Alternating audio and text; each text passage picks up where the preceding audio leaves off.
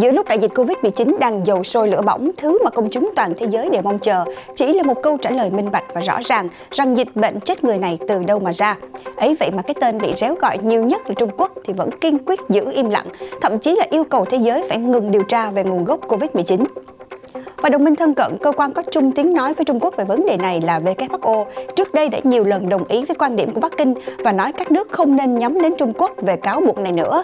Thì mới đây, gió lại tiếp tục đổi chiều. Cũng chính tổ chức này lại yêu cầu Trung Quốc cần hợp tác điều tra nguồn gốc Covid-19. Bị WHO đột ngột quay lưng, bị 7 nền công nghiệp lớn nhất thế giới bàn bạc tìm cách xoán ngôi sáng kiến vành đai và con đường, Bắc Kinh vẫn bình tĩnh và gửi lời tới G7 với đầy sự mỉa mai. Thời kỳ mà một nhóm nhỏ các quốc gia quyết định các vấn đề toàn cầu đã qua lâu rồi.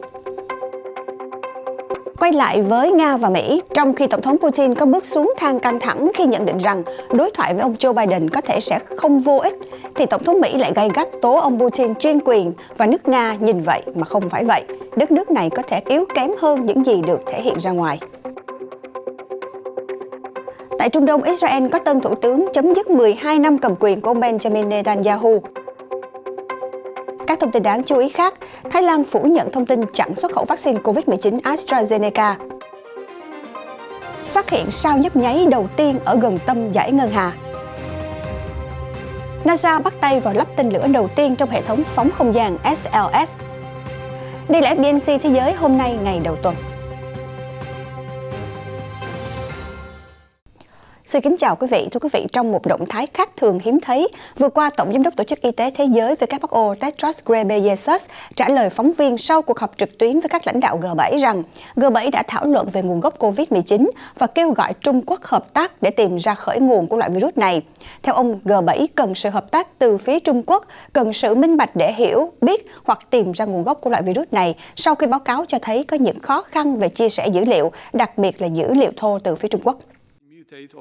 Tổng Giám đốc Tổ chức Y tế Thế giới WHO Tedros Ghebreyesus cho biết việc chuẩn bị cho giai đoạn 2 của cuộc điều tra nguồn gốc COVID-19 đang được tiến hành và vấn đề nguồn gốc virus đã được các nhà lãnh đạo G7 thảo luận, đề cập đến hàng triệu người trên khắp thế giới đã chết do COVID-19, ông Tedros nhấn mạnh. Điều này rất bi thảm. Ông nghĩ rằng sự tôn trọng mà những người này xứng đáng nhận được là biết nguồn gốc virus để từ đó ngăn chặn sự việc tương tự tái diễn. Ông cũng nói thêm rằng WHO đã hối thúc các lãnh đạo G7 đẩy mạnh nỗ lực tiêm chủng cho toàn thế giới. Mục tiêu là phải tiêm cho ít nhất 70% dân số thế giới vào thời điểm G7 họp tại Đức vào năm tới. Để làm được điều đó, WHO và G7 cần khoảng 11 tỷ liều vaccine.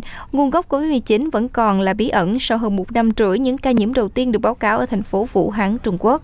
Hiện các nhà khoa học và các lãnh đạo trên thế giới đang kêu gọi điều tra sâu hơn để tìm hiểu liệu virus này có nguồn gốc tự nhiên hay bị rò rỉ từ phòng thí nghiệm của Viện Virus học Vũ Hán.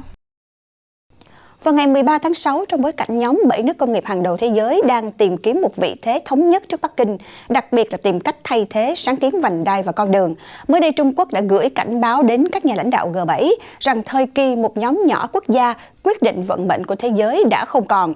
Trung Quốc luôn tin các quốc gia, dù lớn hay nhỏ, mạnh hay yếu, nghèo hay giàu đều bình đẳng và các vấn đề thế giới nên được giải quyết thông qua sự tham vấn của tất cả các quốc gia khác.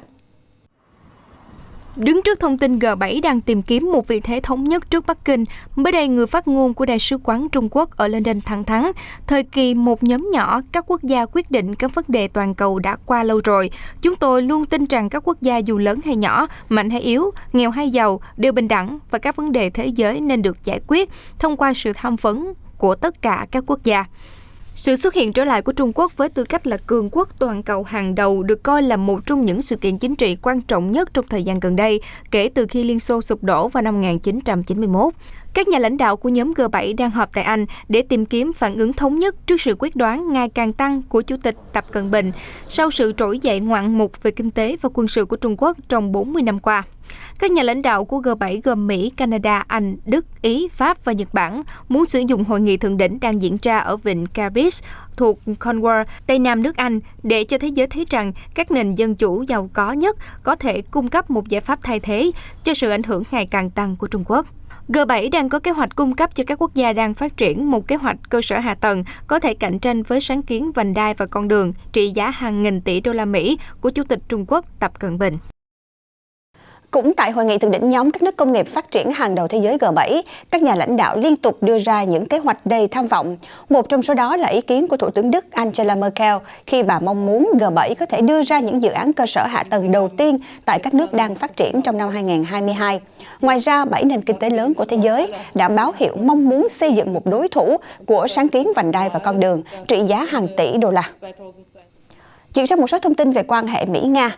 Mới đây, trong một cuộc phỏng vấn trên nền tảng truyền thông WeLook, ông Putin cho biết hội nghị thượng đỉnh Geneva với ông Biden sẽ không vô ích nếu các điểm tiếp xúc được tìm thấy, dù chúng ở các hướng khác nhau. Nhưng nếu có mục đích để phát triển quan hệ, thì hội nghị thượng đỉnh có thể được coi là thành công.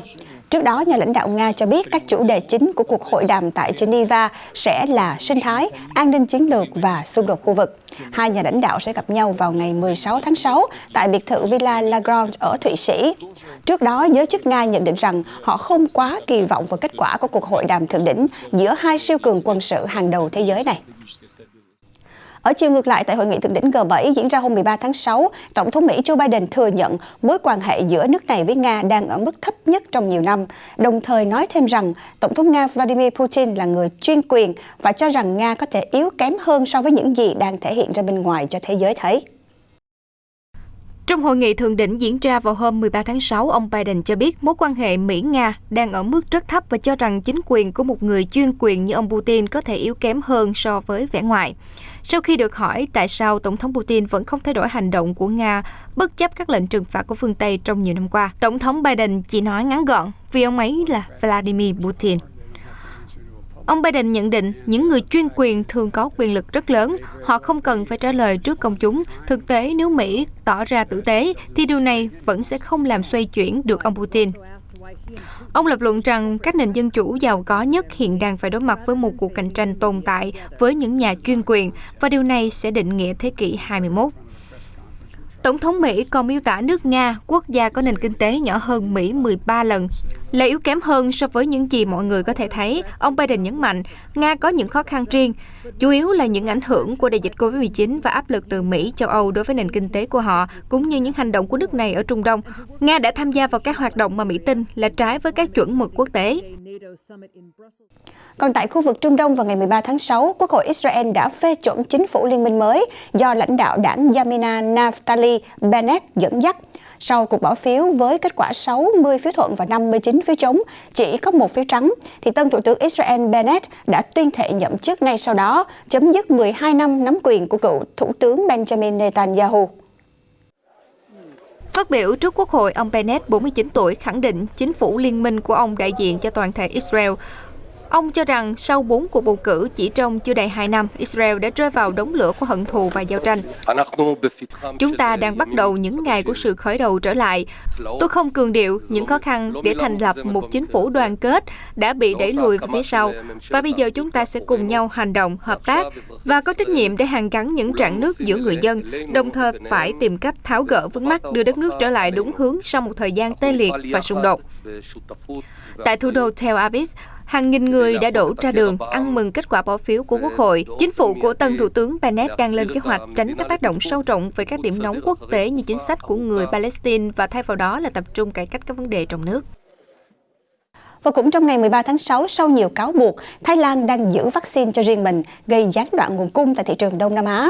Theo thông báo chính thức của chính phủ Thái Lan, quốc gia này không chặn bất kể nguồn xuất khẩu vaccine AstraZeneca nào, và việc phân phối vaccine chậm chạp không theo hạn hợp đồng là do khâu sản xuất. Tuy nhiên, thông báo không đề cập vấn đề nằm ở công ty dược phẩm AstraZeneca hay là nhà sản xuất vaccine COVID-19 Siam Bioscience tại Thái Lan.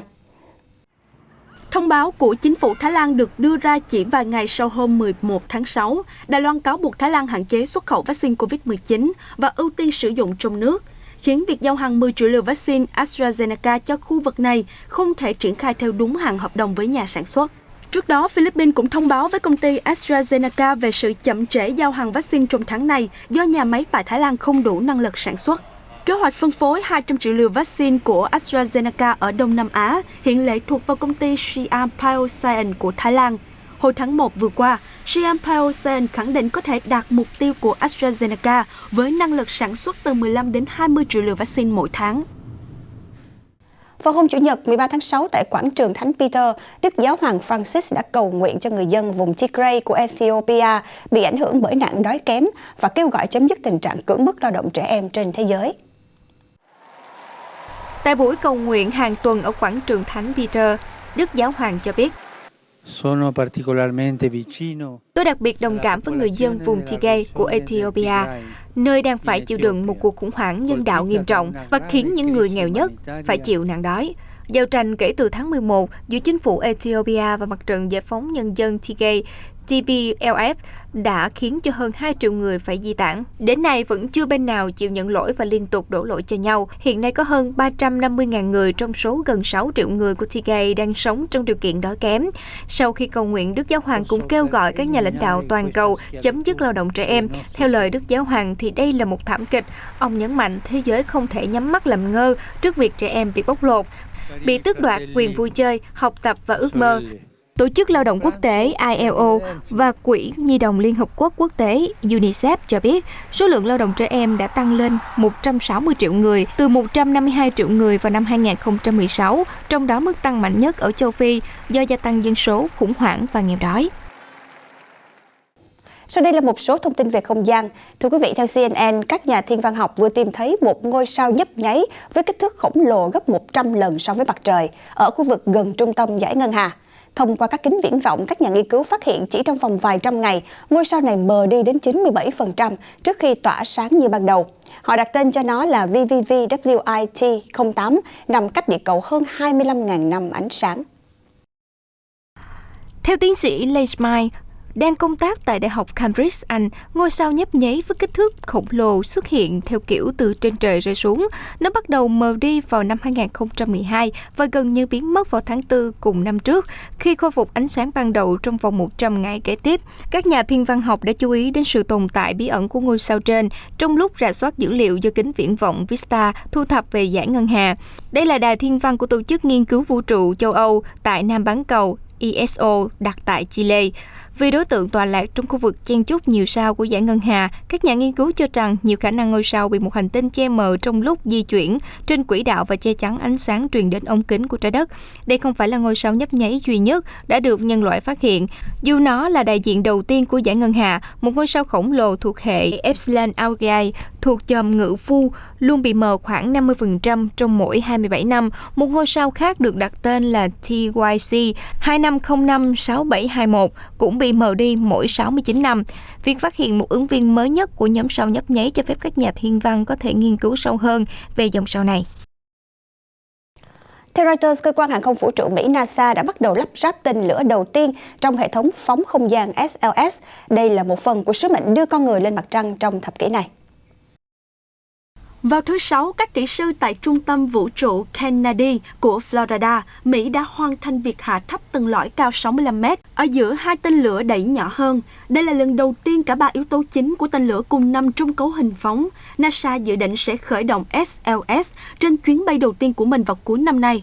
Trong nhiệm vụ có tên gọi Artemis 1 này, SLS sẽ chở Orion, phi hành đoàn thế hệ tiếp theo của Mỹ để đi lên mặt trăng. Tuy nhiên sẽ không có phi hành gia nào trên tàu. Các kỹ sư muốn đưa cả tên lửa và tàu vũ trụ thử qua các bước trước khi để con người chính thức sử dụng vào năm 2023. SLS bao gồm tầng lõi khổng lồ nơi chứa các thùng chứa thuốc phóng và 4 động cơ mạnh mẽ. Hai bên là hai tên lửa đẩy rắn dài 54 mét, giúp cung cấp phần lớn lực đẩy để đẩy SLS lên khỏi mặt đất trong 2 phút đầu tiên của chuyến bay. Đến với các thông tin về môi trường. Thưa quý vị, vừa qua theo Reuters, các bộ trưởng năng lượng của Liên minh châu Âu đã đồng ý tiếp tục hỗ trợ một số dự án khí đốt tự nhiên xuyên biên giới, bất chấp những lập luận từ 11 quốc gia thành viên và Ủy ban châu Âu rằng khối này nên chấm dứt khoản tài trợ để tuân thủ các mục tiêu về chống biến đổi khí hậu. Bất chấp những lập luận từ 11 quốc gia thành viên và Ủy ban châu Âu rằng khối nên chấm dứt khoản tài trợ này để tuân thủ các mục tiêu về chống biến đổi khí hậu. Vừa qua, các bộ trưởng năng lượng của Liên minh châu Âu EU đã đồng ý tiếp tục hỗ trợ một số dự án khí đốt tự nhiên xuyên biên giới. Nhóm quan chức nhất trí rằng nói chung thì không nên ủng hộ các dự án khí đốt và dầu khí chuyên dụng mới.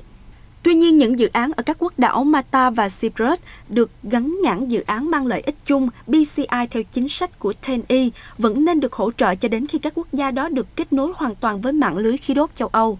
Điều này có thể giúp đảm bảo hoàn thành đường ống Isthmus liên kết giữa Hy Lạp, Cyprus và Israel để cung cấp khí đốt cho châu Âu từ phía đông Địa Trung Hải.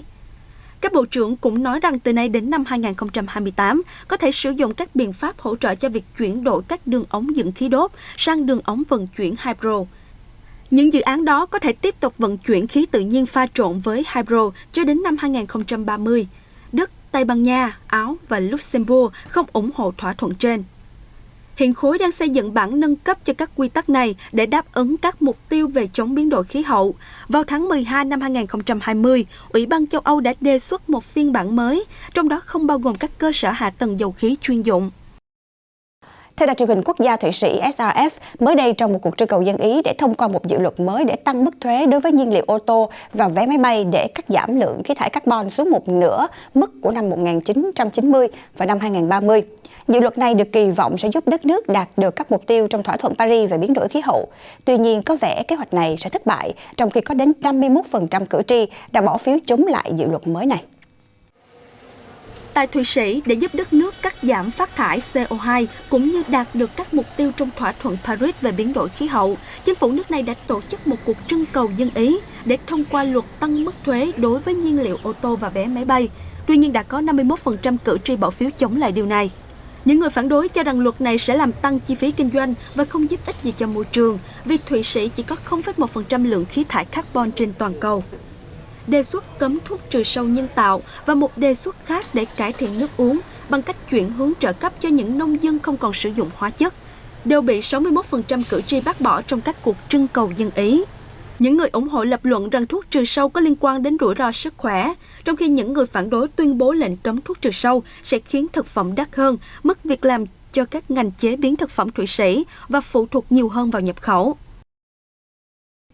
Một hành động đáng yêu, thưa quý vị, vừa qua trên một đường ray xe điện ở tỉnh Kocaeli, miền Tây Thổ Nhĩ Kỳ, có một chú rùa bị mắc kẹt bên đường. Trong lúc loay hoay tìm lối thoát thì may mắn có một người tài xế xe điện phát hiện ra. Anh đã vội vã dừng xe, bế con rùa lên và để ra khỏi đường ray. Những khoảnh khắc ấm áp này đã được ghi lại trên CCTV ở một tuyến xe điện. Sau khi được công khai trên mạng, người dân nước này đã gửi cho anh tài xế đáng yêu những lời khen dành cho hành động dễ thương này. Thêm vào đó, thị trưởng thành phố Kocaeli cũng đã viết một dòng trạng thái trên mạng xã hội để cảm ơn người tài xế yêu động vật này.